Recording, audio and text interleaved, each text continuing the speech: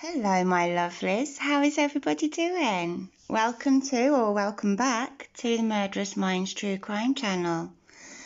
I know it's been a while, my darlings, but something wonderful happened. My beautiful darling daughter, she gave birth to my first ever grandchild, a little boy, and I've just been enjoying all the time I can with him. I've just been munching his little face off and soaking up as much of him as I can.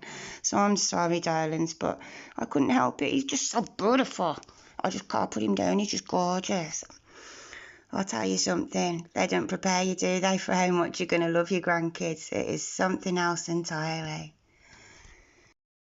So today I wanted to talk to you about probably the most famous mommish murderer going, Miss Gypsy Rose.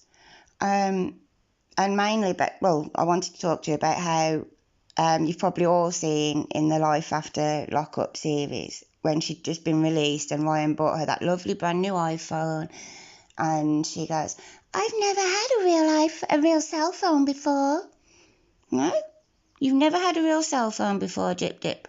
You sure about that? Let's have a look. I've never had a real cell phone before, so this is like really new to me. All right, power button is that big one. Okay.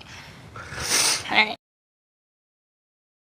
I've never had a real cell phone before, so this is like really new to me. All right, power button is that big one. Okay.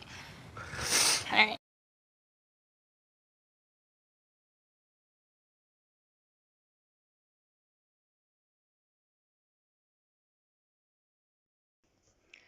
So I guess this phone must be a Fisher Price toy phone or something, hadn't it? Because, it's not a real cell phone. Look how she keeps looking round, though. Look, she keeps checking her phone. She's doing it on the sly. Pretended to put it in her pocket, but no. Another quick look, glance round. She's waiting for someone, isn't she?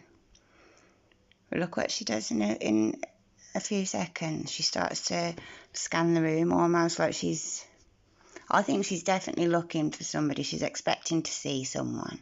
But I don't think it's the police, though, because do you remember she said, I think it was in her police interview, where she said she didn't even think that she was going to get caught. Like, she didn't think the police was going to think her, that they were going to come after her. That wasn't one of her thoughts at all. But that she's definitely looking round, see? She's looking behind now at it's either a window or a door behind. And every time somebody walks in, she's looking. I think she's waiting on a text off Dan or for him to come and fetch her, because she only bought the one bus ticket. So I don't think she planned on ever leaving with Nick. I reckon she maybe had like a plan with Dan, or Dan the man, that he was going to come and fetch her. Look, she's texting, I think, on the sly there. But I think it was planned that he was going to come and fetch her and Nick was going to go on the bus on his own and he was going to be set up. That's why she mailed the knife to him. I think that's what that's about. But, yeah, what do you guys think? Do you reckon she's waiting for Dan and expecting a text message off him? Or do you think she's just, a bit sketchy and looking around?